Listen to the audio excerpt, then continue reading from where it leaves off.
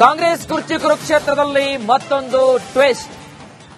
ಪಟ್ಟದ ಫೈಟ್ಗೆ ಬ್ರೇಕ್ ಹಾಕ್ತಾರಾ ಹೈಕಮಾಂಡ್? ಪ್ರಶ್ನೆ ಬರ್ತಾ ಇದೆ. ಗದ್ದುಗೆ ಗುದ್ದಾಟಕ್ಕೆ ಅಂತ್ಯ ಹಾಡ್ತಾರಾ ಹಾಗಾದ್ರೆ ಸೋನಿಯಾ ಗಾಂಧಿ? ಕೆಲವೇ ಕ್ಷಣಗಳಲ್ಲಿ Sonia Gandhi high voltage meeting ಅನ್ನು ಕೂಡ ನಡೆಸಲಿಕ್ಕಿದ್ದಾರೆ. ಎಐಸಿಸಿ ಕಾಸ್ ಬಾಸ್ ಖರ್ಗೆ ಈಗ ವರದಿಯಲ್ಲಿದೆಯಾ? ಹಾಗಾದ್ರೆ ಕುರ್ಚಿ ಭವಿಷ್ಯ ಏನೆಲ್ಲ ಡಿಸ್ಕಷನ್ ಆಗುತ್ತೆ? ಕಾಂಗ್ರೆಸ್ ಕುರ್ಚಿ ಕುರುಕ್ಷೇತ್ರದಲ್ಲಿ ಮತ್ತೊಂದು ಟ್ವಿಸ್ಟ್ ಸಿಗ್ತಾ ಇದೆ. ರಾಜ್ಯದ ಭವಿಷ್ಯ, ಸಿಎಂ ಕುರ್ಚಿ ಗುದ್ದಾಟ, ಸದ್ಯಕ್ಕೆ ಏನ್ತಕ್ಕಂತಹ ಎಲ್ಲವೂ ಕೂಡ ಘಟನೆಗಳನ್ನ ಅವಲೋಕಿಸಿ ಹೈಕಮಾಂಡ್ ಸೋನಿಯಾ ಗಾಂಧಿ ಅವರು ಇದೀಗ ಖರ್ಗೆ ಅವರ ಜೊತೆಗೆ ಮಾತುಕತೆಯನ್ನು ನಡೆಸಲಿದ್ದಾರೆ. ಎಐಸಿಸಿ ಬಾಸ್ ಖರ್ಗೆ ವರದಿಯಲ್ಲಿದೆಯಾ? ಹಾಗಾದ್ರೆ ಕುರ್ಚಿಯ ಭವಿಷ್ಯ ಎಲ್ಲವೂ ಕೂಡ ಇದೀಗ ನಿರ್ಧಾರವಾಗುತ್ತೆ. ಪಟ್ಟದ ಫೈಟ್ಗೆ ಬ್ರೇಕ್ ಹಾಕ್ತಾರೆ ಹಾಗಾದ್ರೆ ಹೈಕಮಾಂಡ್? ಸಾಕಷ್ಟು ಏರುಪೇರುಗಳಾಗ್ತಾ ಇದ್ದಾವೆ ರಾಜ್ಯ ಕಾಂಗ್ರೆಸ್ನ ಪಾಳಯದಲ್ಲಿ. ಅದರಲ್ಲೂ ಪ್ರಮುಖವಾಗಿ ಸಿಎಂ ಕುರ್ಚಿ ಕಾದಾಟ ದೆಹಲಿಯ ಅಂಗಳದಲ್ಲಿ ಸಾಕಷ್ಟು ತಲ್ಲಣವನ್ನೇ ಸೃಷ್ಟಿ ಮಾಡಿತ್ತು. ಒಂದ್ ಕಡೆಗೆ ಸಿಎಂ ಸಿದ್ದರಾಮಯ್ಯ ಅವರ ಬಣ, ಮತ್ತೊಂದು ಕಡೆಗೆ ಡಿಕೆಶಿ ಅವರ ಬಣ. ಸಿದ್ದರಾಮಯ್ಯ ಅವರ ಬಣದ ಶಾಸಕರನ್ನ ತೃಪ್ತಿಪಡಿಸುವಲ್ಲಿ ಡಿಕೆಶಿ ಇದೀಗ ಸಾಕಷ್ಟು ತಂತ್ರಗಳನ್ನು ಹಾಕೊಂಡಿದ್ದಾರೆ.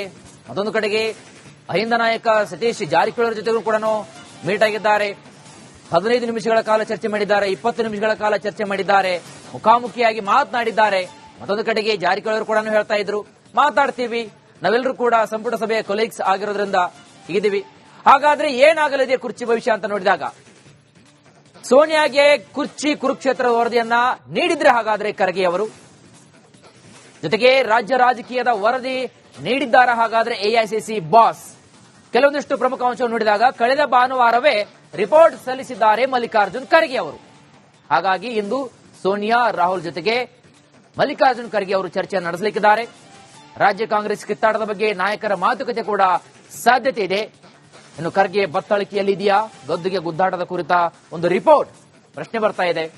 ಹಾಗಾಗಿ ಇಂದು ಬೆಳಗ್ಗೆ ಒಂದೇ ಕಾರಿನಲ್ಲಿ ಚರ್ಚೆ ನಡೆಸಿದ್ರು ಖರ್ಗೆ ಹಾಗೂ ಡಿಕೆಶಿ.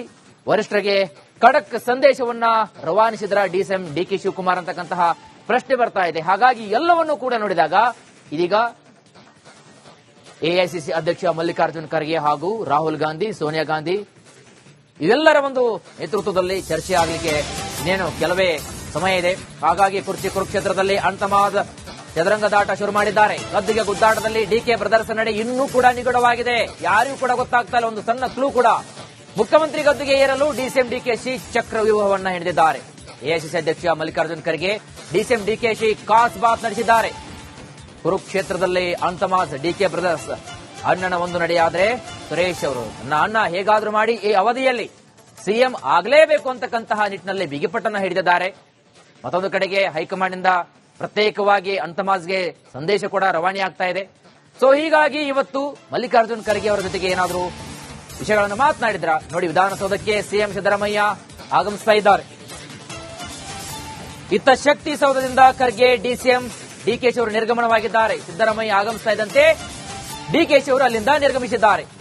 ಎಐಸಿಸಿ ಅಧ್ಯಕ್ಷ ಖರ್ಗೆ ಜೊತೆಗೆ ಡಿಸಿಎಂ ಡಿಕೆಶಿ ಪ್ರಯಾಣವನ್ನ ಮಾಡಿದ್ದಾರೆ. ವಿಧಾನಸೌಧದಿಂದ ಎಚ್ಎಎಲ್ ವರೆಗೂ ಕೂಡ ಜೊತೆಯಾಗಿಯೇ ಪ್ರಯಾಣ ಮಾಡಿದ್ದಾರೆ. ಹಾಗಾಗಿ ಕುತೂಹಲ ಮೂಡಿಸ್ತಾ ಇದೆ ಡಿಕೆಶಿ ಈ ಒಂದು ನಡೆ. ಹಾಗಾದ್ರೆ ಯಾವೆಲ್ಲ ವಿಚಾರಗಳನ್ನ ಮಾತನಾಡಿದ್ದಾರೆ ನೋಡಿ. ಒಂದ್ ಕಡೆಗೆ ಸಿಎಂ ಸಿದ್ದರಾಮಯ್ಯ ಅವರು ಆಗಮಿಸ್ತಾ ಇದ್ದಂತೆ ಇತ್ತ ಶಕ್ತಿ ಸೌಧದಿಂದ ಡಿಕೆ ಶಿವಕುಮಾರ್ ಅವರು ನಿರ್ಗಮಿಸಿದ್ದಾರೆ. ಅದು ಒಬ್ಬರೇ ಅಲ್ಲ, ಒಂಟಿಯಾಗ್ತಾ ಇಲ್ಲ. ಮಲ್ಲಿಕಾರ್ಜುನ್ ಖರ್ಗೆ ಅವರ ಜೊತೆಗೆ ಜಂಟಿಯಾಗಿ ಕಾರಿನಲ್ಲಿ ಹೋಗ್ತಾ ಇದ್ದಾರೆ. ಹಾಗಾದ್ರೆ ಈ ಒಂದು ಪ್ರಯಾಣದಲ್ಲಿ ಎಚ್ಎಎಲ್ ವರೆಗೂ, ಶಕ್ತಿ ಸೌಧದಿಂದ ಎಚ್ಎಎಲ್ ಮುಟ್ಟಿರತಕ್ಕಂತಹ ಒಂದು ಪ್ರಯಾಣದ ಈ ಮಧ್ಯ ಅವಧಿಯಲ್ಲಿ ಏನೆಲ್ಲ ಚರ್ಚೆ ಆಗಬಹುದು? ಒಂದು ಕಡೆಗೆ ಡಿಕೆ ಬ್ರದರ್ಸ್ ಚದುರಂಗದಾಟವನ್ನ ಶುರು ಮಾಡಿದ್ದಾರೆ. ಮತ್ತೊಂದು ಕಡೆಗೆ ಸಿಎಂ ಸಿದ್ದರಾಮಯ್ಯ ಅವರು ಯಾವೆಲ್ಲ ರಣತಂತ್ರಗಳನ್ನ ಹೆಣಬೇಕು, ಅಹಿಂದ ವರ್ಗದ ನಾಯಕರೇ ಒಂದು ದೊಡ್ಡ ಸಮುದಾಯವೇ ಬೆಂಬಲಕ್ಕೆ ನಿಂತಿದೆ. ಈ ಎಲ್ಲದರ ನಡುವೆಯಾಗಿ ಇದೀಗ ಸಾಕಷ್ಟು ಕುತೂಹಲ ಮೂಡಿಸ್ತಾ ಇದೆ. ಹೆಚ್ಚಿನ ಮಾಹಿತಿಯನ್ನು ಕೊಡ್ತಾರೆ ನಮ್ಮ ಪ್ರತಿನಿಧಿ ಹನುಮಂತು ದುರ್ಗದ ಲೈವ್ ನಲ್ಲಿ.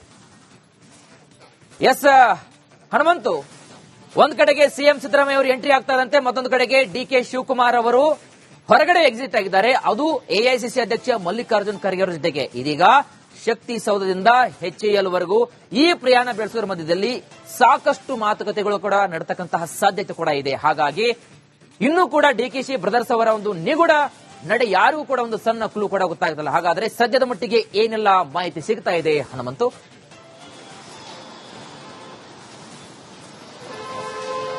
ವೀರೇಶ್, ಇಲ್ಲಿ ಡಿಸಿಎಂ ಡಿಕೆ ಶಿವಕುಮಾರ್ ಅವರ ನಿಗೂಢ ಏನು ಇಲ್ಲ. ಯಾಕೆಂತಂದು ಹೇಳಿದ್ರೆ ಅವರು ಅಧಿಕಾರಕ್ಕಾಗಿ ಸಿಎಂ ಸ್ಥಾನಕ್ಕಾಗಿ ಏರ್ಲೇಬೇಕು, ನಾವು ಸಿಎಂ ಸ್ಥಾನದ ಪಟ್ಟ ಪಡಿಲೇಬೇಕು ಅನ್ನಂತ ಶತಾಯಗತಾಯ ಪ್ರಯತ್ನವನ್ನ ನಿರಂತರವಾಗಿ ಮಾಡ್ತಾನೆ ಇದ್ದಾರೆ. ಅದರಲ್ಲೂ ಕೂಡ ಡಿಸಿಎಂ ಡಿಕೆ ಶಿವಕುಮಾರ್ ಅವರು ಮತ್ತೆ ಡಿಕೆ ಸುರೇಶ್ ಅವರು ಕೂಡ ತಮ್ಮಗಿರುವಂತಹ ಒಂದಷ್ಟು ನೆಟ್ವರ್ಕ್ ಆಗಿರಬಹುದು ಮತ್ತೆ ಅವರಿಗಿರುವಂತಹ ದಾಳಗಳನ್ನ ಉರುಳಿಸುವಂತ ಎಲ್ಲಾ ಪ್ರಯತ್ನಗಳನ್ನ ಮಾಡ್ತಾ ಇದ್ದಾರೆ. ಅದರಲ್ಲಿ ಎಐಸಿಸಿ ಅಧ್ಯಕ್ಷ ಮಲ್ಲಿಕಾರ್ಜುನ್ ಖರ್ಗೆ ಅವರು ಬೆಂಗಳೂರಿಗೆ ಬಂದಂತ ಸಂದರ್ಭದಲ್ಲಿ ಅವರನ್ನ ಭೇಟಿ ಮಾಡಿ ಒಂದಷ್ಟು ಮನವರಿಕೆ ಮಾಡುವಂತದ್ದು ಮತ್ತೆ ಅಧಿಕಾರವನ್ನ ನಮಗೆ ಕೊಡಿ ಅನ್ನುವಂತ ಮನವಿಯನ್ನ ನಿರಂತರವಾಗಿ ಡಿಸಿಎಂ ಡಿ ಅವರು ಮಾಡ್ತಾ ಇರುವಂತದ್ದು.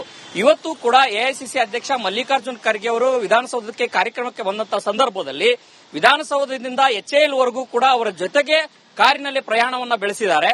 ಆ ಒಂದು ಸಂದರ್ಭದಲ್ಲಿ ಒಂದಷ್ಟು ರಾಜಕೀಯವಾಗಿ ಚರ್ಚೆಗಳು ಜೋರಾಗಿ ನಡೆದಿರುವಂತದ್ದು. ಯಾಕೆಂತಂದ ಹೇಳಿದ್ರೆ ಕರ್ನಾಟಕದಲ್ಲಿ ಈಗಾಗಲೇ ಸಿಎಂ ಸಿದ್ದರಾಮಯ್ಯನವರು ಡಿಸಿಎಂ ಡಿಕೆ ಶಿವಕುಮಾರ್ ಅವರು ನಾವಿಬ್ರು ಕೂಡ ಬ್ರದರ್ಸ್ಗಳ ರೀತಿಯಲ್ಲಿ ಕೆಲಸ ಮಾಡ್ತೇವೆ, ಒಗ್ಗಟ್ಟಿದೆ, ನಮ್ಮಲ್ಲಿ ಯಾವುದೇ ರೀತಿಯ ಗೊಂದಲಗಳಿಲ್ಲ, ಭಿನ್ನಾಭಿಪ್ರಾಯಗಳಿಲ್ಲ ಅನ್ನುವಂತ ಮಾತುಗಳನ್ನ ಹೇಳ್ತಾ ಇರುವಂತಹ ಸಂದರ್ಭದಲ್ಲೂ ಕೂಡ ಆಂತರಿಕವಾಗಿ ಪವರ್ ಶೇರಿಂಗ್ ವಿಚಾರ ಚರ್ಚೆ ಇನ್ನೂ ಕೂಡ ಜೀವಂತವಾಗಿದೆ.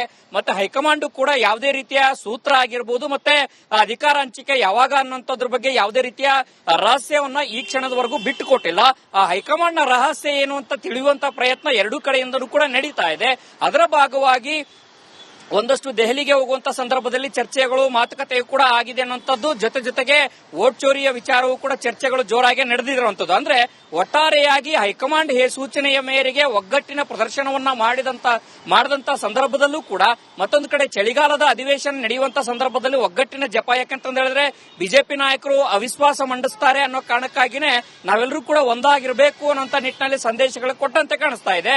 ಆದ್ರೆ ಚಳಿಗಾಲದ ಅಧಿವೇಶನದ ನಂತರದಲ್ಲಿ ಕಾಂಗ್ರೆಸ್ ಒಳಗಡೆ ಶುರುವಾಗುವಂತಹ ಈ ಕುರ್ಚಿಯ ಕದನದ ಒಂದಷ್ಟು ಚರ್ಚೆಗಳು ಇವತ್ತಿನ ಸಂದರ್ಭದಲ್ಲಿ ಆಯ್ತಾ ಅನ್ನುವಂತ ಒಂದಷ್ಟು ಕುತೂಹಲಕಾರಿ ಪ್ರಶ್ನೆಗಳು ಈಗ ಮೂಡ್ತಾ ಇರುವಂತದ್ದು. ವೀರೇಶ್, ಈಗ ಹನುಮಂತು, ಈಗ ಈ ವಿಚಾರ ಅಂತ ನೋಡಿದಾಗ ಈ ಅವಧಿಯಲ್ಲಿ ಒಂದ್ ಕಡೆಗೆ ಸಿಎಂ ಅವರು ಆಗಮಿಸ್ತಾರೆ ವಿಧಾನಸೌಧಕ್ಕೆ, ಮತ್ತೊಂದು ಕಡೆಗೆ ಅಲ್ಲಿಂದ ಎಕ್ಸಿಟ್ ಆಗ್ತಾರೆ ಡಿಕೆಶಿ ಅವರು, ಜೊತೆಗೆ ಮಲ್ಲಿಕಾರ್ಜುನ್ ಖರ್ಗೆ ಅವರ ಜೊತೆಗೆ ಹೋಗ್ತಾರೆ.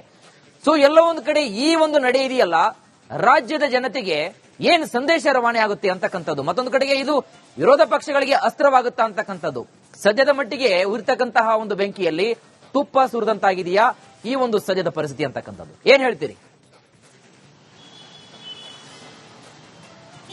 ಖಂಡಿತವಾಗಿಯೂ ಕೂಡ ವಿರೋಧ ಪಕ್ಷಗಳಿಗೆ ಸ್ವತಃ ಕಾಂಗ್ರೆಸ್ನವರೇ ಕರೆದು ಒಂದಷ್ಟು ಅಸ್ತ್ರಗಳನ್ನ ಕೊಟ್ಟಿದ್ದಾರೆ ಅಂತಂದು ಹೇಳಿದ್ರೆ ತಪ್ಪಾಗ್ಲಿಕ್ಕಿಲ್ಲ. ಯಾಕೆ ಅಂತಂದು ಹೇಳಿದ್ರೆ ಅಧಿಕಾರ ಹಂಚಿಕೆ ವಿಚಾರಕ್ಕೆ ಯಾವಾಗ ಶಾಸಕರು ಹೋಗಿ ಡಿಸಿಎಂ ಪರವಾಗಿ ದೆಹಲಿ ಅಂಗಳಕ್ಕೆ ಹೋಗಿ ಒಂದಷ್ಟು ಧ್ವನಿ ಎತ್ತಲಿಕ್ಕೆ ಶುರು ಮಾಡಿದ್ರು, ಅದು ಸಹಜವಾಗಿಯೇ ಪ್ರತಿಪಕ್ಷಗಳಿಗೆ ಸರ್ಕಾರವೇ ಕೊಟ್ಟಂತ ಬಹುದೊಡ್ಡ ಅಸ್ತ್ರ. ಹಾಗಂತಂದೇಳಿ ಕಾಂಗ್ರೆಸ್ನೊಳಗಡೆ ಡಿಸಿಎಂ ಡಿಕೆ ಶಿವಕುಮಾರ್ ಅವರು ನೆನಪು ಮಾಡಿದಂತಹ ಮಾತು ಏನಿದೆ, ಮಾತು ಕೊಟ್ಟಿದ್ದನ್ನ ಸಿದ್ದರಾಮಯ್ಯನವರು ಮಾತು ಕೊಟ್ಟಿದ್ದಾರೆ ಅನ್ನುವಂತ ಒಂದಷ್ಟು ಪರೋಕ್ಷ ಸಂದೇಶಗಳೇನಿದಾವೆ, ಈ ಸಂದೇಶಗಳಿಗೂ ಕೂಡ ವಿಪಕ್ಷಗಳಿಗೆ ಅಸ್ತ್ರ ಆಗಿರುವಂತದ್ದು. ಮತ್ತೊಂದು ಕಡೆಗೆ ಈಗ ಪ್ರತಿಪಕ್ಷ ನಾಯಕ ಆರ್ ಅಶೋಕ್ ಅವರಾಗಿರ್ಬೋದು, ಬಿಜೆಪಿ ರಾಜ್ಯಾಧ್ಯಕ್ಷ ವಿಜೇಂದ್ರ ಅವರಾಗಿರ್ಬೋದು, ಇಬ್ಬರೂ ಕೂಡ ಪ್ರತಿನಿತ್ಯವೂ ಕೂಡ ರಾಜ್ಯ ಕಾಂಗ್ರೆಸ್ ಸರ್ಕಾರದಲ್ಲಿ ಯಾವುದೇ ರೀತಿಯ ಅಭಿವೃದ್ಧಿ ಕೆಲಸಗಳು ಆಗ್ತಾ ಇಲ್ಲ, ಬದಲಾಗಿ ಕುರ್ಚಿಯ ಫೈಟ್ ಜೋರಾಗಿ ನಡೀತಾ ಇದೆ ಅನ್ನುವಂತ ಆರೋಪಗಳನ್ನ ಟೀಕೆಗಳನ್ನ ಪ್ರತಿನಿತ್ಯವೂ ಮಾಡ್ತಾ ಇರುವಂತಹ ಸಂದರ್ಭದಲ್ಲಿ ಇದರ ಜೊತೆಗೆ ಚಳಿಗಾಲದ ಅಧಿವೇಶನದಲ್ಲೂ ಕೂಡ ಅಭಿವೃದ್ಧಿಯಕ್ಕೆ ಪೂರಕವಾದಂತಹ ಚರ್ಚೆಗಳ ಬದಲಾಗಿ ಕುರ್ಚಿಯ ಕದನವೇ ಆಗಬಹುದು ಅನ್ನುವಂತ ಲೆಕ್ಕಾಚಾರದಲ್ಲಿ ಅವರ ಶಾಸಕರಲ್ಲಿ ಸಾಕಷ್ಟು ಒಡಕಿದೆ, ಸಚಿವರಲ್ಲೂ ಕೂಡ ಸಾಕಷ್ಟು ಒಡಕಿದೆ, ಎರಡು ಬಣಗಳಾಗೋಗಿದ್ದಾವೆ.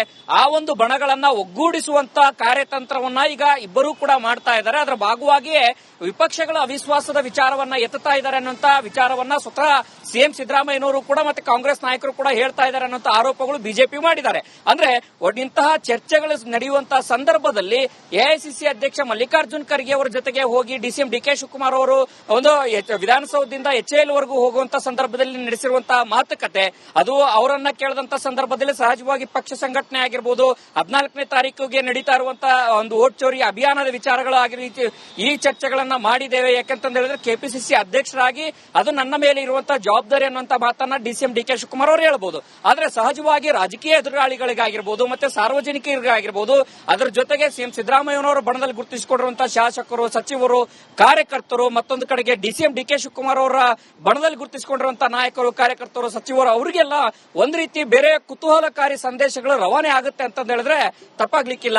ವೀರೇಶ್, ಥ್ಯಾಂಕ್ ಯು ಹನುಮಂತು ತಮ್ಮೆಲ್ಲ ಮಾಹಿತಿಗಾಗಿ.